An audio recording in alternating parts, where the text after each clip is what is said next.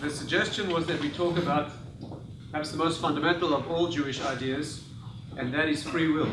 After all, the new year is an opportunity to make new choices, to become new, and the center of what it means to be human, let alone Jewish, is the faculty of free will. So let's think about that together. It's a very perplexing subject. It's philosophically problematic. It's Kabbalistically difficult. Let's see if we can lay out the scenery of the issue of free will and get a more sophisticated concept that is usually understood here. Is that okay? Can we do that? I wasn't very enthusiastic. Okay, you're just being genteel. So free will is a definition of what it means to be human. What's unique about us is that we have free will. In fact, if you look into the textual basis for this in Jewish texts, the way this is put technically is that the human being is created in a divine image. That's called Tselem Elokim. And the commentaries ask what it means to be created in a divine image. Has it something to do with your appearance or your structure? The deepest point we can touch in the concept of Tselem is that we have free will. There are only 2 points of freedom in the system, God and us. He is completely unconstrained, does whatever he wants, and only humans occupy a similar niche in creation. Creatures above us, like angels, have no free will. They see too clearly. Creatures below us, like animals, don't see enough. Amazingly, we pitched at the interface between a spiritual angelic world above us and an animal world beneath us, neither of which have free will. Or put another way, because we live in the sandwich between the two, we feel the pull towards the angelic, the noble, the spiritual, the refined, the conscious, and we also feel the pull towards the animal, the material, the lecherous, not Australians, I know, but normal people feel the pull towards, I'm not South African. You South African? We feel the pull in both directions, and that's what free will means. It's living in the tension. Could you exercise your free will and switch off your phone? Could you do that? That will help. So that's the concept. Angels have the kind of free will that you have to walk into a fire. Do you have free will to walk into a fire? Well, technically yes, but realistically you wouldn't. Do you have free will to jump off a tall building? Well, you could, but you see yourself becoming part of the scenery so clearly that you wouldn't do it. So if you have clear enough perception, you don't have free will. And if you're an animal, you see only the immediate sensual material, you don't have free will either. So we are pitched at that level, and I'll try to show that that interface actually has dimension. We'll talk about that. But that's where we operate. And therefore, no creatures other than the human, and not all human beings, and not at all times, have free will. So it's essential to understand this because it's the central defining characteristic of what we are. That's point one. Point two, you know, there's a very beautiful way to say this. The Medrash says that when God created man, the introductory phrase that's used in the Torah is Na'aseh Adam. That means let us make man. What's wrong with that statement? It's us. If there's one deep Jewish fixation, it is that God is one. Why would he speak of himself in the plural? So the Medrash has many answers to this, but one that's relevant here is this, explicitly beautiful. The Medrash says that Hashem, God, before he created the human being, he consulted his midot. He consulted the character traits that he wanted to use to assemble a human being. Mercy and kindness and charity and justice and truth. Some of them said create man, and some said don't. Truth said don't create humans, they'll be full of lies. Tzedakah, charity said create humans, they'll give charity. And these angelic forces, or these character traits, divine character traits, entered an almighty, irresolvable conflict. Some saying create the human, and some saying don't. By the way, the deep commentaries say that battle's reenacted every Rosh Hashanah. Every Rosh Hashanah, which is the anniversary of creation, that battle rages. Recreate him this year, don't recreate him this year. Right? That's what you're going through, is an anniversary of the same decision. But anyway, that's the battle. Some said create, and some said don't. And while they were arguing this irresolvable issue, God created the human being. The wrong way to understand that, the immature way to understand this teaching, is that since they couldn't resolve the issue, he ignored them and created the human anyway. That's not what's being taught. What's being taught is he asked for their advice and he took it. Their advice was an unresolved conflict, and that's what he created. Right? So that battle between warring factions in the human psyche That is what he created as a human being. And that's the definition of what it means to be human, is to live in that battle and to win it. So that's the axiom on which we are. I'll just say one for those of a Kabbalistic interest. We're allowed to talk about Kabbalah.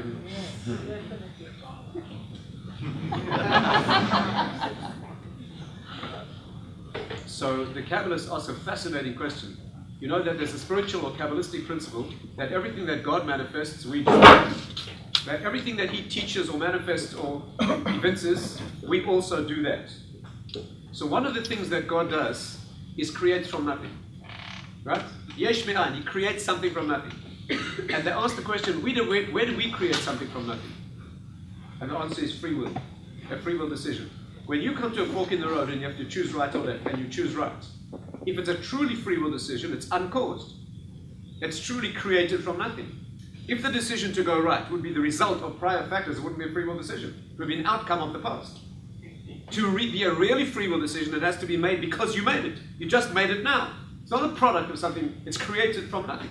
It's an unbelievable thing. This is impossible to demonstrate, you can't prove it, of course. But you can live in that moment where you know that you create the option. You choose it from nothing. That's why it's difficult to understand. But let's turn to the practical scenery, if you like. And that is that the faculty of free will is seriously limited. It's limited horizontally and vertically. Horizontally, I mean, when you look across all the areas of your life, your academic achievement and your health situation and your marriage and your finances, like every category of your life, it's axiomatic in Jewish thinking that you are free in only one zone. There's only one life zone in which you're free. Which is that? Marriage? If you're married, you'll know.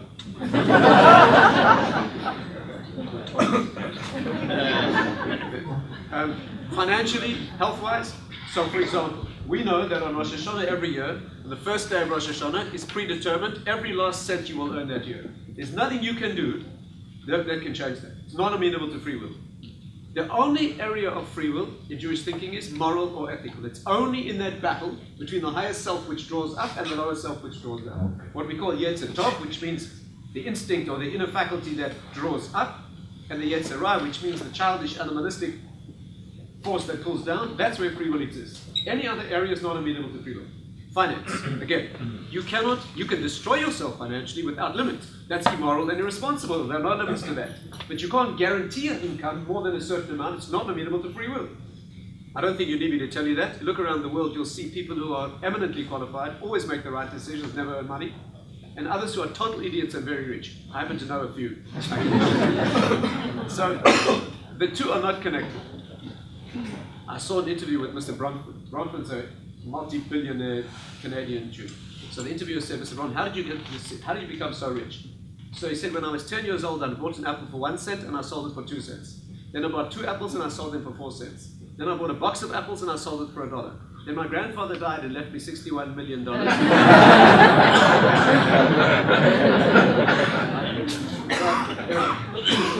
That's an authentic Jewish perspective. You know, you make your effort, but that isn't. What about health? You don't have to be a doctor to know, you can make all the right health moves and become disastrously ill. You can't control that. You can ruin your health, no problem. You can smoke, you can overeat, you can speak Lashon Hara, you can do spiritually negative things. But no matter what you do, you cannot guarantee, right? You can damage your health because it's immoral, it's irresponsible, it's sinful, it's in your free will, but you can't guarantee health. Again, according to Kabbalistic sources, you have no free will about how long you live. The end point of your life, which is called a kate, is a hair's breadth end that you cannot surpass. You're born with it as a gift. It happens to be a principle of the spiritual world that you're not informed when that will be. You don't know when it's going to be. Even very righteous individuals may only know that they will fulfill a year completely, but you don't know when that point is. That point, you can lose life. You can detract from your life. You can do unhealthy things. You can do. The Gemara says in one place that 9 out of every 10 people buried in any given cemetery are dead before their time. I spoke Lashon Hara, that is spiritually damaging things. And once you've done that, but not paying a worker on time, for example, not paying a worker on time is a potent way of losing life. Helping a young couple get married happens to be a potent way of regaining life. But you can't surpass the end point. These are things that are not amenable to free will. And many other things. A marriage choice, let's say, right? Here's a young man setting out to find a suitable marriage victim. Well, a young man cannot explore a relationship with every woman on earth. I mean, many young men seriously try, but there are limits to what your opportunities are. And therefore, we understand that free will is how you handle those areas, right? But there's serious limits to the areas in which free will operates. But much more important and much more fundamental is that free will is limited vertically. So this is worth tremendous effort and focus because it's the classic and defining concept in this whole area, and arguably of all Jewish philosophical thinking. And that's the famous concept called Nekudat HaBechira. Nekudat HaBechira.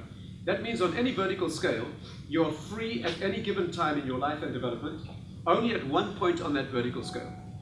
Beneath that point, things are so vulgar and crude and coarse, you wouldn't get them wrong.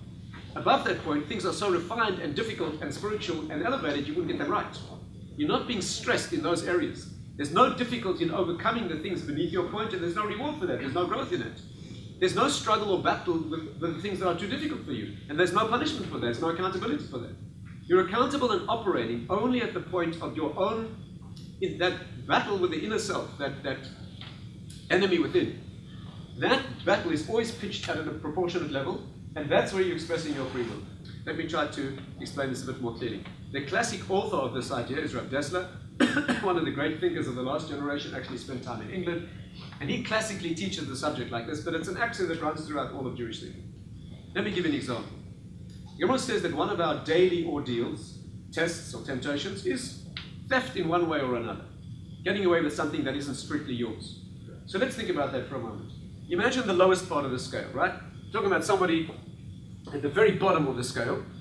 What's that person's ordeal? So he hangs out on the street, violently mugging little old ladies. That's what he does. His test is that the next time he attacks a little old lady, if he decides that instead of killing her, he's only going to crack her skull, he has made a tremendous moral advance. That's where he's operating. Why he's operating there is another question, but he is. And given that that's his point of operation, if he achieves a growth point around his zone of freedom, he's made a tremendous advance. When he dies and gets up to the next world, he's going to be rewarded for that minimized violence.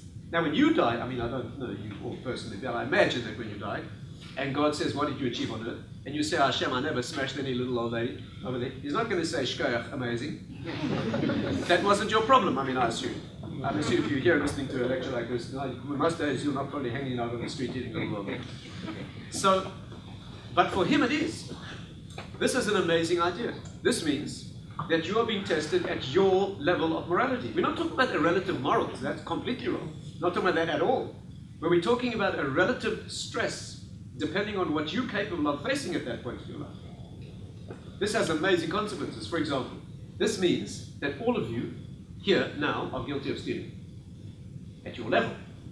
So you're thinking, well, I don't break into people's houses at night with a black mask and a crowbar. Oh, I don't mean that. I mean, for example, how many people in this room have ever had a job working for someone else? Okay, you're sitting there working, and during the working day, you make a private phone call. 2 counts of theft against you. Your employer pays for the call, and the 10 minutes you spend speaking to your mother, you're being paid a salary. What do you mean you don't steal? So if you tell no, you'd never do that. Okay. I mean, if you work in a city where it's tacitly accepted that you can make occasional private calls, that's fine. How about half an hour on the phone? How about long distance? What do you mean you don't steal? At your level. You may not mug little old ladies on the street, but you're more accountable for that action at your level. Let's say you never do that. You would never do that. There's a higher level. There's a level called Gnevus Das. Gnevus Das means when you mislead someone. You make a statement that misleads someone in a way that is not at all harmful. But there's a theft of the mind. It's way more subtle than stealing or mugging. You're sitting down to dinner. You're about to open an expensive bottle of wine with your dinner. Unexpectedly, a friend of yours walks in. So you say to your friend, I'm going to open this wine in your honor. You're lying to your teeth. Now, you didn't harm anybody, but that's dishonest. It's a theft of the mind. You're more accountable for that than he is for mugging or the person making the phone call or taking some stationery home from work, because at your level of test, that's where you're being tested. You visit someone in hospital. On your way up, you notice someone else who is ill that you didn't know was sick. So you walk in and you say to them, I came especially to visit you. Now you did a mitzvah too. That's another count. But the dishonesty is culpable, right, in Jewish law. It's way more refined than the vulgar levels of theft. But if you're operating that, and there's no limit. Do you know that every word you ever say has a Jewish standard? Every word you ever say has to be completely true, completely kind, and completely necessary. Anybody here who can say that every word they ever say is completely true, completely? That's the standard. So there's no limit to the never starts theft of the mind. Can I give you a homework exercise? A test? Here's a test. For every correct answer, Mariah's going to buy you a whiskey. Cocaine, whatever you're into. Here's a test.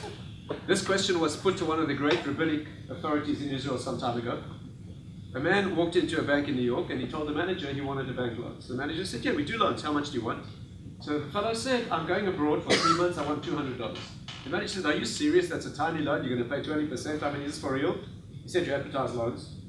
So the manager pulled out the forms and started filling them in. And when they got to collateral, he said to the guy, what are you going to leave us as security? So the guy said, my car's in your parking lot. It's worth a lot more than $200. Here are the keys. I'm going abroad. I don't need it. Impound the vehicle. And if I fail to pay the loan, you defray by selling the car. Manager said, fine. And sure enough, went abroad for 3 months, came back, walked into the bank, paid $240 and left. Manager called him back and said, what was all that about? Guy said, where else could I get parking? For $3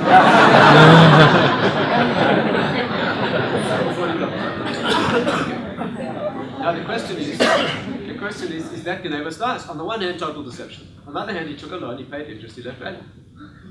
But that's a moral challenge at this level. The fellow on the street, if you told him this story, he'd think that was too marvelous. Why didn't I think of that? He wouldn't see the moral challenge. So the concept is that you're being tested at your level of refinement, and you're always being tested. You're not superior to anybody else functioning at a different level. You know, we like to compare ourselves to other people, and we choose the comparison that's exactly the wrong one. We always look at people who are wealthier than we are and envy them, and we look at people who are morally inferior to us and feel superior. That's exactly the wrong comparison. You should always look at people who are less wealthy than you and feel privileged, and look at people who are morally superior to you and envy them. But that comparison doesn't suit you. So that is the idea. It also means, by the way, to never compare people. For example, in a Jewish school, a teacher should never read out marks in the classroom. Marks, grades, what do you call it? Who's a teacher here? Anyone a teacher? You won't admit it, huh? You're not allowed to read out the marks in the class. The children had a test, you read out the marks, one kid got a better mark, another one less, and now he feels like a failure. Maybe he tried harder. If you ever feel like being depressed, go to a junior school prize giving. Little 7-year-old faces looking up, and they start giving up. There's always one abnormal, problematic, obnoxious kid who probably had his brain irradiated when he was a fetus, who gets all the prizes. And next to him is sitting a little 7-year-old whose heart is breaking. Right? That's not education, that's assassination. They're all going to get prizes. When they're 15 and 16 years old, you can be ruthlessly unfair. Life's unfair, they have to learn. But not when you're 7 years old and don't know that. And therefore, the Talmud says that when you die, you are compared only to what you could have been. You don't see anyone else. There's one place in the Talmud that says, when you enter the next world, you never see anyone else. You totally isolate. Not 100% true, because husband and wife are bonded into each other forever. It's good news for some of us.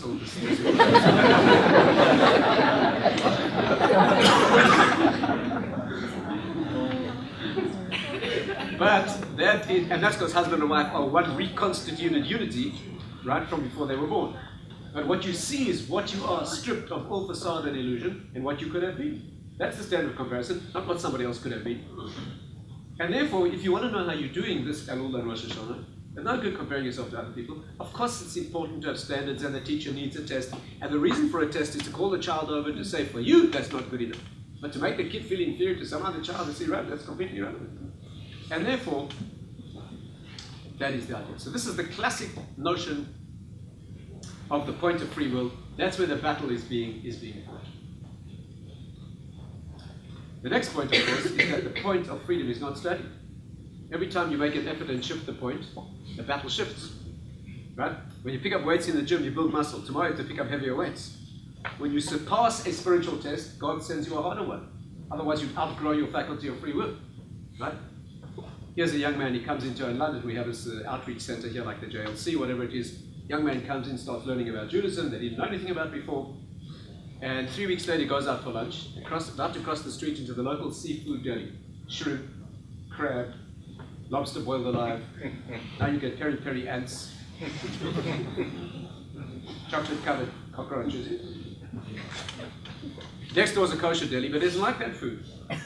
But for some reason he says to himself, Judaism, kosher food, unkosher food desensitizes you, maybe I should be doing this. He stands there shaking and sweating, making a decision for half an hour, eats kosher food. Tremendous growth. A value has overcome a temptation. The next day the battle doesn't last as long. 3 weeks later finds himself eating kosher food routinely, out of habit. No more reward, no more battle. Outgrown yesterday's battle.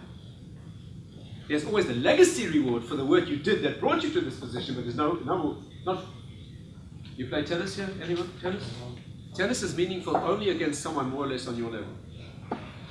That's tennis. If you're a good club player, right, and you can beat the best people in your club, right? And one day you walk out on the court, you're challenged by a 3-year-old. Kid walks out with his racket and his nappy. Huh? And now you win the match. Is that significant? Well, technically you won, but on the other hand, let's say you play the world champion, and during the entire match you never see the ball once. Would you go home and tell your mum you lost? No, you didn't lose. You didn't play. Tennis is meaningful only against someone more or less on your level. There's no victory in those beneath. And not only that, the point shifts. When you beat the club people, you've got to play the national people. When you can beat the national people, you have to play the international people. The battle shifts as you shift. The higher you get, the more difficult the battle is, but the more mighty a warrior you are. When you end up fighting in the World Heavyweight Championship, if you win, there's $1 million. If you lose, you get your jaw broken. There's more desperate distance to fall from that height, but that's your height and that's relevant to you. Dessler has a very memorable analogy. He says the point of freedom is like a front in a war. When two countries are at war, the entire nations are at war, but the pain and conflict is only felt on the front line. And as one country advances, conquered territory becomes quiescent and there's no battle there anymore. No? That's the image of freedom. The next point is this. Why is your free will where it's at? And his is mugging little old ladies on the street. Why? Why is he dealing with that issue in the first place? And you not? And the answer here is amazing and very scary. The answer is it may not be his fault, but it's somebody's fault. If you make a free will decision and it has consequential damages, you're accountable for that. You walk in one morning, your friend walks past you, you're a little preoccupied, you don't give them a proper greeting. They get a bit upset, a bit depressed, lose their self-esteem, do bad things, the bad things lead to other bad stuff, the bad stuff is amplified, it ripples on and on and on, and it's all yours. You make a free will mistake, or a free will action, and it has consequences. To the extent that the consequences are the momentum of what you did, it's yours. You know, on Rosh Hashanah and Yom Kippur every year, the books of the living and the dead are opened. So again, the Kabbalistic sources ask, why would God judge the dead every year? By definition, they can't be any different than they were the year before. All you can do when you die is coast with the momentum that you built up in life. Right? Here's a person who lived. They live here, they die here. They get judged. Next year they get judged again. The next year, why? By definition, during this year, they cannot have done anything good or anything bad. They could not have changed at all. Why would God need to judge a soul that's not alive every year different than the year before? And the answer is amazing and very scary. Because during this year, many things have happened in the world that are the consequence of something that they did when they were alive, that are only now playing themselves out. And you're responsible for that. So here the person had a child, then they died. The child had children, the children had children. Now there's 3,768 great-great-great-grandchildren, and all of them are doing in the world accrues to the credit or the debit of the person who began the process, to the extent that it's a momentum of their action. Is that scary? And you should think this way. I know of a family in Israel, many, many years ago. They saved up $30,000 of their charity money, stocker money. The Chavetz Chaim says that you should take a third of your charity money and not give it away as a gift, make it a rolling loan. So people borrow it and then they pay it back to you, you can loan it to someone else, it's ongoing. This family found a young couple getting married who could not afford a home. In those days, $30,000 was enough to put a down payment on an apartment in Israel. They said to this couple, we will give you a down payment on an apartment as a charitable donation with a condition. This deposit is not a gift, it's a loan. But the condition of the loan is, as to amass the money over the years, you pay it back, but not to us. You find another couple getting married, you buy them a home, and you make the same condition. Isn't that amazing? And a number of families have now bought a home. That's using your head, right? That's getting what you call bang for the buck. So the consequences roll on and they're yours. And therefore, if a child is brought into the world, disadvantaged, abused, beaten down, uneducated, Jewishly uneducated, and they're functioning at a very low level, it's not their fault, it's not their problem, they're not judged for it. It's yours. You take the rap. The parents who did that. And let's say you bring a child into the world incredibly well educated, unbelievably refined, Jewishly knowledgeable, and they function at a very sophisticated level of refinement and morality. They get no credit for that. You do. They only get the credit for the increase they make on their situation. Do you see the logic of this? And sometimes you see a person who does an action and you see it ripples on so clearly. I'll give you an example. One year in South Africa, I met a Hasidic Jew from Brooklyn who came to buy diamonds in South Africa. I'm telling you a first-hand story. This is not, I know the person. His mother was pregnant in the Warsaw ghetto. She needed to see a doctor and she managed to sneak out just as the Germans were closing in. She managed to get out and she went to see a lady doctor, a Christian, a Catholic woman from the old Polish aristocracy in the city of Warsaw. After she finished treating this Jewish patient and the woman was about to leave, the doctor said to her, you go back into the Jewish ghetto, do you know what's going to happen to you? So she said yes. It was desperate last moments. She said, okay, come and stay with me. So the Jewish woman said, I can't leave my husband. So she said, bring him too. So she said, I can't leave my family. So she said, bring them as well. So she went back into the ghetto and told her husband that this Christian woman was offering to save their lives. So the husband said, I can't leave my family. So they took them too. They arrived at this lady's house with 13 people. She put them in the attic of her home for 22 months, including a time during which the Gestapo occupied the house. And for 22 months, she kept them clean. There was no bathroom up there. There was no water, no food. She fed them and carried away their waste with her own hands. And all 13 people survived. Amazing incidents happened, but then 22 months later, she was able to get them out. All 13 crossed the border, and all 13 ended up in New York City. About 12 years ago in New York, there was a wedding of one of the grandchildren of one of those 13 people. And at that wedding, there were 200 people present, descended from the 13 people that she saved 80 years ago. And they went back to Poland and they found her. And they brought her to be present. An old lady at a Jewish wedding in Brooklyn, to see 200 people dancing around her. Children, grandchildren, great-grandchildren of the 13 people that she saved. And during the meal, someone walked up to her and said to her, why did you risk your life to save Jews? And she drew herself up and she said, because I read the Bible. And I saw in Genesis that when God was about to wipe out Sodom, Abraham negotiated. And he said, if you can find 50 righteous people, will you save the city? And God said yes. 45 righteous people, and God said yes. And she said, and I was hoping that there were enough of us to save Poland. And I was wrong.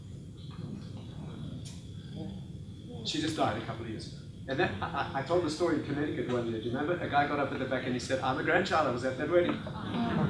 So you do an action that triples on and on and on. They're all her children. And therefore, the point is that where you start in life is not your issue. It's not your problem. It's not your fault. That's somebody else's fault. So when a Jewish kid is having trouble and they blame their parents and they look with anger and frustration, their parents abused them and it's so they're correct. That's the parents' fault, or the grandparents, or the government, or the social security, or God. But that's not your issue. The issue is how do you handle the situation you find yourself in. That's your problem. And if you find yourself very advantaged in life, you got all sorts of gifts and so on and so on, that's not your credit. That's somebody else's. Your parents, your grandparents, God, combination of. But what you do at that level, that's your issue. Is this clear?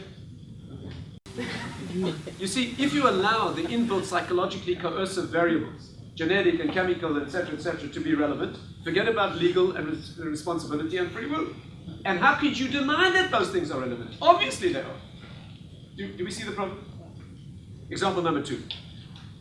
A famous case. Some years ago, a young girl was jogging through Central Park in New York City when 5 or 6 young men from the Harlem ghetto attacked her. Remember this case? If you're old enough to remember it. They almost killed her. They broke every bone in her body, but they never stole anything. When the police found them, they told the police they did it for fun. It was a Sunday afternoon, and this is what they did for fun. The case came to trial in New York, and it caused a national uproar because the lawyers for the defense argued that these young men should be acquitted because they were brought up in the Harlem ghetto. They were so beaten and abandoned and brutalized and poverty-stricken and uneducated with no role models that what they did was appropriate for their social circumstances. Actually, technically what happened was they tried to invalidate the jury. They said, you middle-class whites cannot sit in judgment in this case. Now think about that for a moment. If you say that they're not guilty because of the social background, then who's guilty? Then any criminal can claim, right, exoneration because of the background issues. And if you say that's totally wrong, they're guilty despite all the background issues, that's also clearly wrong. Obviously it's relevant. You don't hang out in the park most Sundays beating up girls with a piece of lead pipe, do you? After you drag them out of the sea, do you? That's because so therefore, you don't come from that kind of background. You'd be sick at the thought. You see the problem? This is a very hot topic in modern sociological debate. Does Judaism approve and agree that there are coercive psychological variables that shape behavior, or don't we? If you say yes, forget about free will and responsibility. And how can you say no? If there's one thing you remember from tonight, it should be this. The Jewish answer to this is so clear, and it is so badly misunderstood in education. And here's the answer. The answer is that the coercive variables that you feel, the compulsions and so forth, are not your fault. But how you deal with them is. When the girl walks into the shop and she sees the sweets and she feels the compulsion, that's not her fault, that's kleptomania. But when she takes them and walks out, she's guilty, assuming she could have done otherwise. The young man standing in the park, the girl jogs past, the one guy says to the other one, hey dude, or whatever they say. Let's go beat up that girl. The other guy says, yeah, man. Is that their fault? No. That's how you think when you're brought up in the ghetto circumstances. But when they walk over and beat you up, knowing they wouldn't like to have their bones broken, they're guilty. Is this clear? Oh, I see some dubious faces. The principle is very clear. What you're dealing with is not your fault. The construction of the ordeal with all its temptations and all its... That's not your fault. It may not be, but maybe. You may have brought yourself into that. You may be addicted beyond control, but you may be guilty of forgotten yourself, getting yourself there. Or you may not be. Any point in life that you're holding at is a function of the natural variables that caused you to be who you are, plus the previous behavior. But the test is how you handle it and what you do at that point. Can I ask a controversial question? We're going to be voting soon about gay marriage. How would you apply that to homosexuality? The question here is about gay marriage and homosexuality. I'll tell you the general principle. The general principle is that what a person's predisposition is may not be a matter of choice. It may be they may just decide to be kinky, or they may be genetically predisposed. We haven't tracked a gene and a particular biochemistry yet, but we could well do so. Judaism fully accepts that a person could have a predisposition to addiction, violence, homosexuality, all kinds of stuff, clearly, physiologically, and it could be clear. That doesn't mean that there's automatically no control. It means that's what they have to deal with. Again, an addiction doesn't mean, right? An addictive thing might be, this has more temptation for me than for someone who doesn't have the addiction. But it doesn't mean I couldn't control it.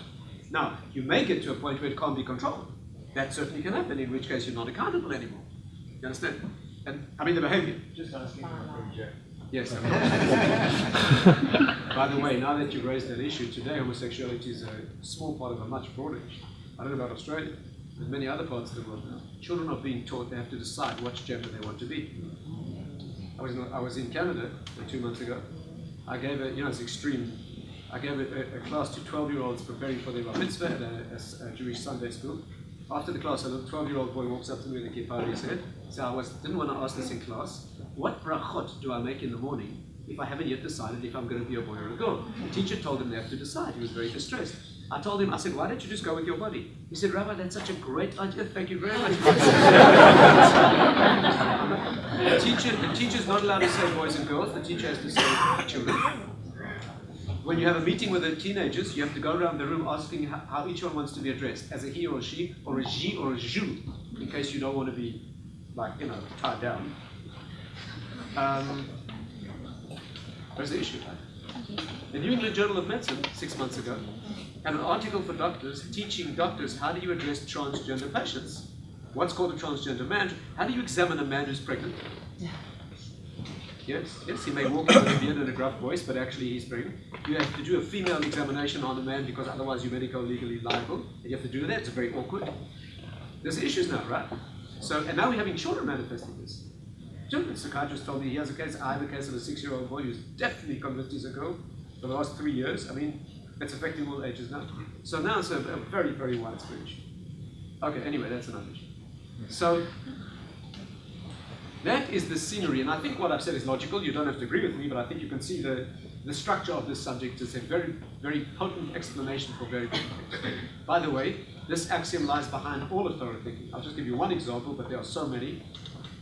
just one example that we don't have time to work out now, but you should think about yourself. Torah is full, the whole Torah, from beginning to end, is full of an impossible paradox.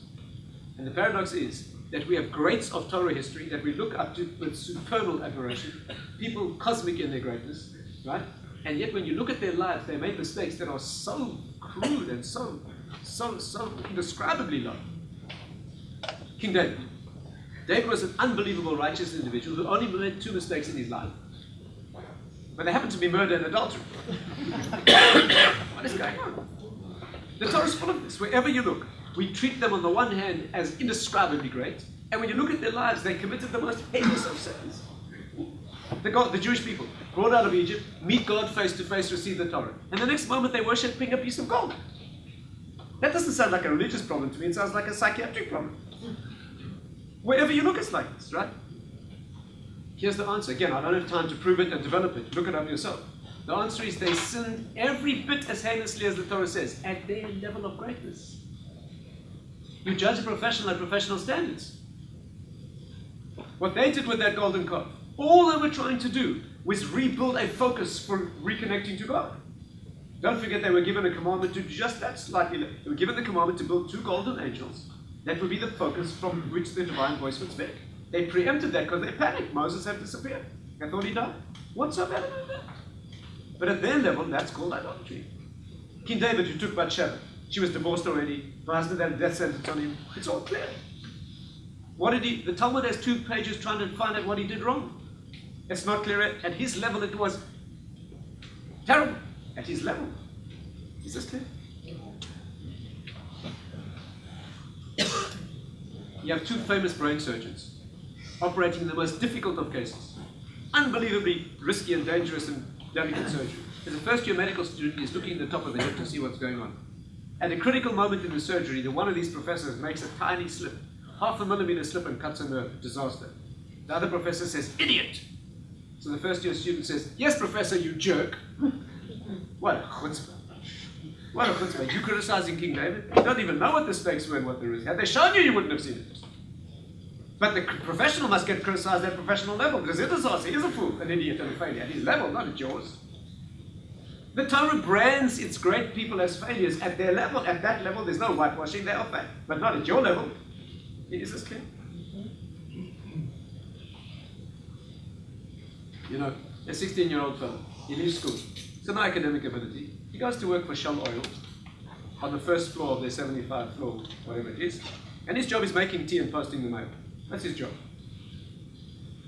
One day he's busy working in the office, he sees the headlines. Shell Oil to invest $75 million in Venezuela. Kid looks at the news and he says, "Fools, they'll lose all their money." No one pays any attention to him. Shell invests $75 million prospecting for oil in Venezuela. 3 weeks later there's a coup. The new government nationalizes all assets. Shell Oil loses a cool $75 million. Appears in the news. I told them! Now just 1 month. He doesn't even know what went into that decision. Up in the top floor of Shell Oil, they sat up through the night after night. They consulted the world's greatest geopolitical experts and oil prospectors, and they took a risk. And they've taken many risks, and they haven't done too badly. Right? And when they fail, heads roll in that boardroom. Now you ask, who was right and who was wrong? They were wrong, and the kid was right, but what a chutzpah. You're not qualified to say. They criticize at their level of professional greatness. It's all a question of the Nekudas HaBechira. The Torah gives you the credit for understanding that its greats are functioning at a level of greatness. And the mistakes they are slammed with all the severity that needs to be applied to a professional at a professional level. But you criticize, from your perspective, you criticize them, it's ridiculous. Anyway, that's another subject. Can I add one more dimension? Am I speaking too long? Oh, Let's add just one more layer. But I'm warning you, here's where it gets difficult. Up to now, it's logical, straightforward, whether you agree or not, you can see this. Here's where it gets difficult. This requires effort. Sit on the edge of your seat and keep your black belt mind alert. If you try to analyze the reason for the choice itself, let's put the microscope on the point of freedom and ask why people make the decisions they make. Not why they're grappling with what they're grappling. The girl walks into the shop and she sees the sweets. Doesn't know the CCTV is watching. In the manager's office, he's watching the screen. with his friend, the psychologist. Sooner or later, he takes the sweets and walks out. Manager says to his friend, why did she do that? Why did she make that decision? Why did she fail or succeed? What explains the decision? Not the issue she's grappling with, but the final cold, lonely moment of choice itself. What explains that? Answer? She thought she could get away with it. That's why she allowed herself to do it. But why did she do it? There's no answer to that question. The answer is she chose. Any explanation is a denial of free will. You know why she did it? Because when she was 3 years old, her mother's fault. Any course of action that explains the decision is a denial of free will. This is a yesh me'ayin, it's something from nothing. A true free will decision is because you made the decision. I know why she's grappling with the issue. That's her mother's fault, and her genes and her chemistry. I know why she finds this attractive. But why she succumbs or overcomes is up to her. And there's no explanation. The explanation is you choose. In philosophy, they call this sui generis. You create it of itself. It is inexplicable point of origin. If you look in the Kabbalistic literature, they say free will is here. You know, when a baby is born, the skull is missing. Right? The skull is missing. You ask Dr. Khan, the first thing he examines with a newborn child, he says, don't try this at home, leave it to him. You put your hand here, you can feel the brain pulsate. Right? The bone is missing. This is where you wear tefillin, by the way. The tefillin are worn to reopen that bony obstruction that happens as you grow. Right? This is what it is. Rashi says you wear your tefillin at the top of the head where the fontanelle was once open. It's a reconnecting. That point is known in Kabbalistic writings. This point here is known as the point of ratzon. Ratzon means will, free will, will. In Hebrew, the word ratzon has the same numerical equivalent as the word makor, which means a source, or Shema, Hashem's name. A source is always something you cannot explain. Here's a river flowing. Why is the water here? It flowed from there. Why is the water here? It flowed from there. You can't ask that about a source. You can't ask for the source of a source. That's incoherent. A source is always something that is because it is. You can't go back before the source. You originate here. From here on in, we can explain the whole process. But the point of origin you can't explain. It is because it is. When you ask why certain things are in the world, we say it's God's will. That's not a deflection of the question. That's the answer. You can't go beyond what will is. It's point of origin. That's why it's so mysterious. That's why it's so powerful. Free will means that you can originate. You can create something. That's not the result of prior action. It may happen very seldom. Most of what you do may be unconsciously caused by all kind of stuff in the past. Maybe 99% of what you do. Maybe everything of what you do. But it is possible to originate. And that is the point of freedom which has no explanation. Let me tell you just one application. Because it is paradoxical, this, a point that is because it is, it leads to many paradoxes, and I'll share with you just one. Our deep sources, especially in the field of Musa, they explain like this. When you activate the point of ratzon, of will, you can only want one thing at a time. You can be in conflict between two desires, but at the moment of action, of axing down on one side, you can't explode in two directions at the same time. At the moment of action, there can only be one desire filling the mind. And here comes the paradox. When you face a free will option, it's possible to face two options attracting you, where one attracts you very powerfully, one attracts you very weakly. You can imagine such an ordeal? Correct? Let me ask you a question. I find myself in a moral temptation. One option appeals to me very powerfully. One appeals to me very trivially. Which one will I choose? If you say the powerful attraction, you're denying free will. Alright, we should always like that. Here's a metal object. Strong magnet, weak magnet. Metal object moves towards a strong magnet. Human being. Powerful motivation, weak motivation. That's not free will. Free will must mean, even though it's weird, I can find myself in an ordeal where one side motivates me very powerfully, one motivates me very trivially, and I can choose the trivial attraction. It must be that way. But isn't that strange? Isn't that weird? I'll give you an example. I will show you a person in the grip of an ordeal where one side is massively motivating, one side is pathetically trivial, and I'll show you people succumbing to the trivial attraction. Ready? Ever tried dieting? Here's how it works. On the one hand, there's a powerful motivation. It's your self-image, your health, next summer on the kosher beach, your life agenda, relationships. Would you call that a powerful motivation? Would you call that a puff? Yeah. On the other hand, there's this little chocolate wedge thing with a bit of cream and a cherry. Representing 10 seconds of pleasure during which you feel like a failure. How could you get that wrong? And a minute later, you're looking at a plate that is licked. No, just one second. Don't tell me that's a stronger motivation. You have to be raving to say that. How do people do that? When Dr. Gothanini and myself were in junior interns, I had a patient in the hospital where we were working who had Berger's disease. I don't know if you were with me at the time. This was a 45-year-old, highly intelligent man who was a smoker. You know, Berger's disease is a vascular disease. It's an exquisite genetic susceptibility to the nicotine in cigarette smoke.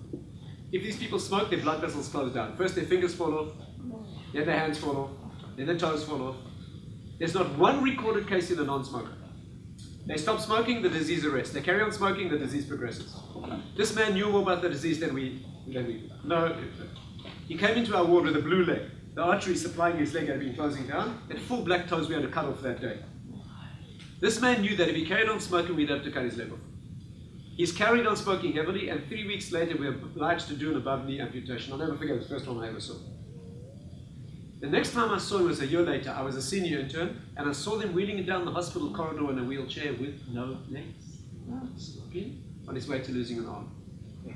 When I mentioned this to a group of vascular surgeons in New York, one of them told me that he had a patient like this. All vasculars have patients like this. He said when the patient lost his second arm, he had his friends rig up some wire on the wheelchair so he could carry on smoking. Now let's just get this clear. Let's get strong and weak motivations. Man stands there and says to himself, cigarette or leg? Leg, man, husband, father, walk, leg, or 30 seconds of pleasure during which you'll feel the cold air of death? Well, how could you get that wrong? The answer is, this point can admit only one at a time. And the way it works is like this. You sit here and you think about the one. The one makes the presentation. Try me. Fantasy. Okay, let's try that one. And while you're thinking about the two options, what are the symptoms? Paralysis. And it can take a long time. Sooner or later you open the gate, this glass ceiling, this sort of mystical point, and it gets in. When it gets in, that's all you are. That's all you are. Not a conflict, that's all you are at that moment. You can only operate on one desire at a time. And it doesn't matter if it's strong or weak. When it gets in, it throws the switch, it throws the switch. You can light the explosive, the fuse of an explosive with a little match or a flamethrower. It makes no difference. Once you light it, it goes.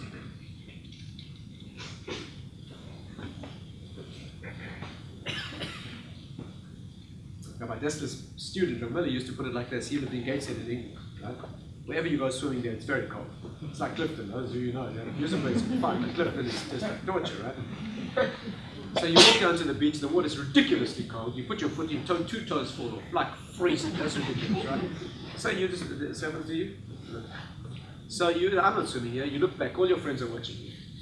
You came a long way for the swim. You kind of keep going till an ankle cracks. Eventually, the kneecap disintegrates. You know that. You eventually get to where the water's more or less around here. After that, there's no going slow. That's just too painful. So you say to yourself, just going under that water. And you say, just getting out of here. And as the two speak, you don't go up and down, up and down. And one voice says, just go down, you probably won't die. Another voice says, just go down. And sooner or later, you just go down. And people could commit suicide that way. Doesn't matter what the choice is. That's up to you. That's up to you. Once you open it and let it in, that's all you are. Then the dust settles and the smoke's clear, what have I done? Again. The temptation and the ordeal you can blame others for. But what you open the gate to, that's yours. Any questions before we close? I'm just trying to understand, if you're saying that the source of free will has no explanation, how is there a reward for it? There's no, there must be kind of... The question here is, if there's no explanation for the moment of action, what I mean is there's no explanation in terms of prior cause. The explanation is you chose, and that's why there's reward or punishment. That is truly you. Coming from you. So that's why there's reward or punishment. It is you doing that at a divine level of creation. You know what the correct use of free will is? Not to use it at all.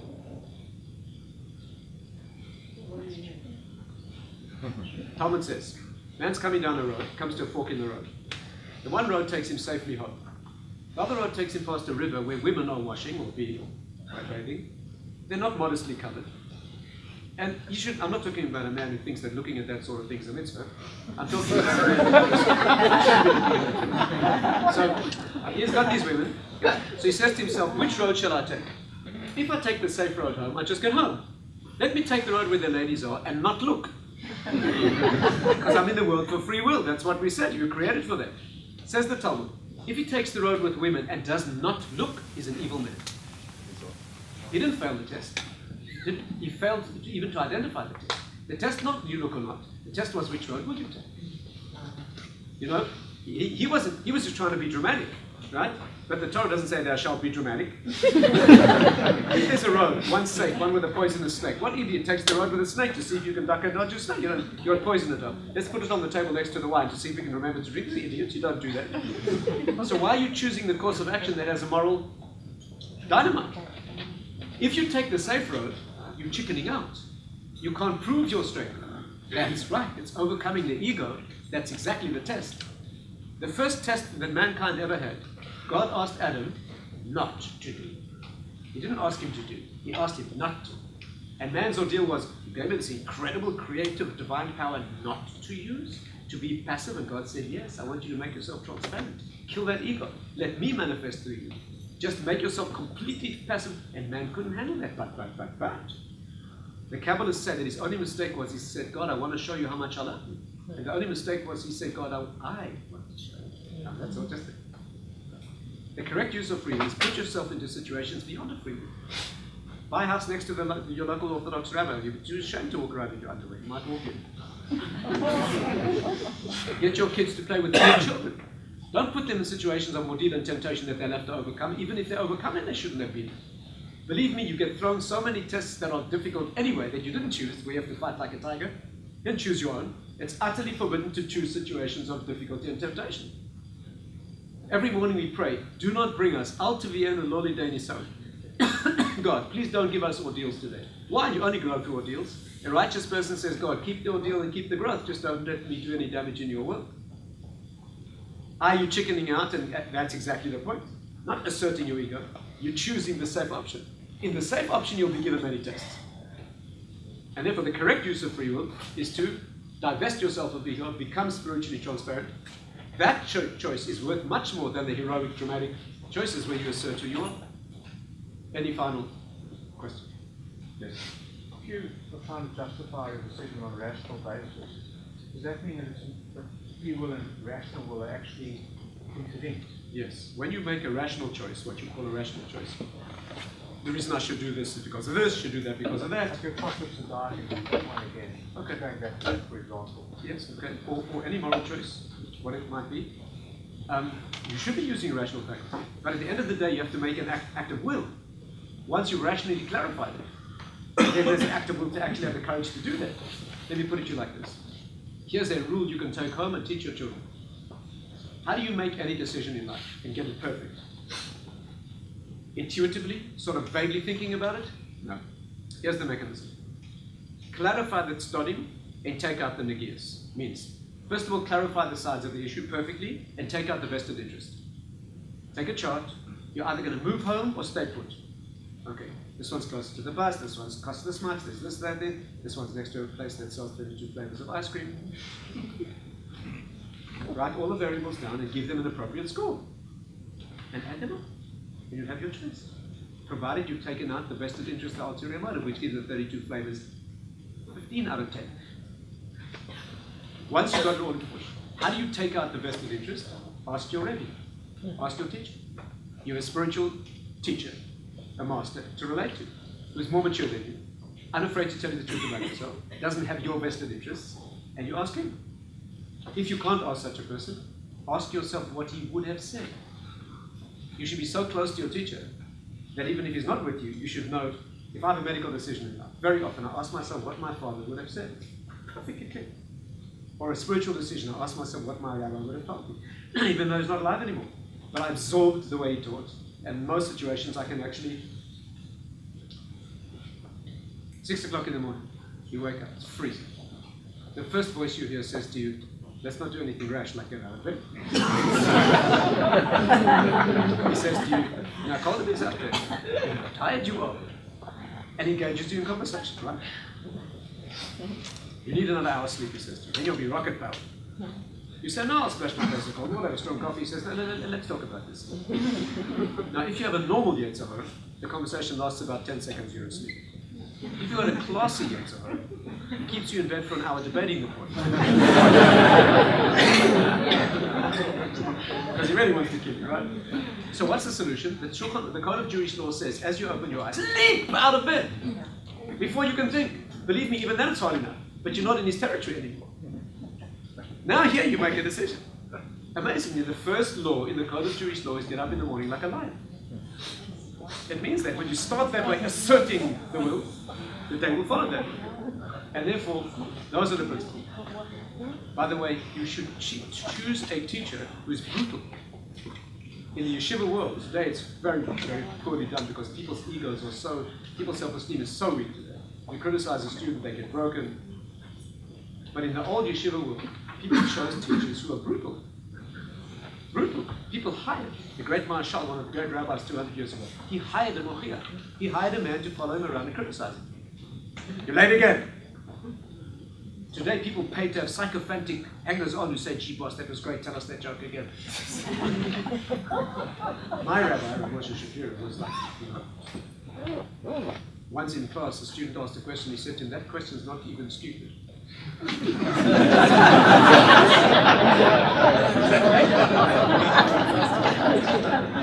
minutes later, the guy asked another question. He said, well, that's already stupid. And the guy was Israeli, so it didn't bother him. But you want somebody who is brutal, otherwise you're not going to grow. Who would go to a piano teacher who says you're doing fine? Who would go to a martial arts teacher who says you're doing fine? You want a martial arts teacher who breaks your ribs? Might save your life. So you want a rabbi, a teacher who tells you the truth about yourself, even though it hurts. That's what you need. Yes, the last question. That's it? Yes, please. So from the perspective that everyone works off their own morality spectrum and everyone's fighting their own temptations, it seems like our justice system fails that, and as judging have everyone by themselves. Yeah, that's a very good question. So I'm talking about not different moralities, same system of morality, but you're on point in dealing with that. The second point you're raising in that context is, I'm not talking about a justice system. A legal system can only ask one question. Was it within the range of free will? Could you have done otherwise? And did you know, and should you have known that it was wrong? It's a very crude standard. I'm not talking about that at all. I'm talking about the inner world. That is the proportion of difficulty that you engage. The court can never know that. The court can only ask a very broad, a Jewish court or a secular court.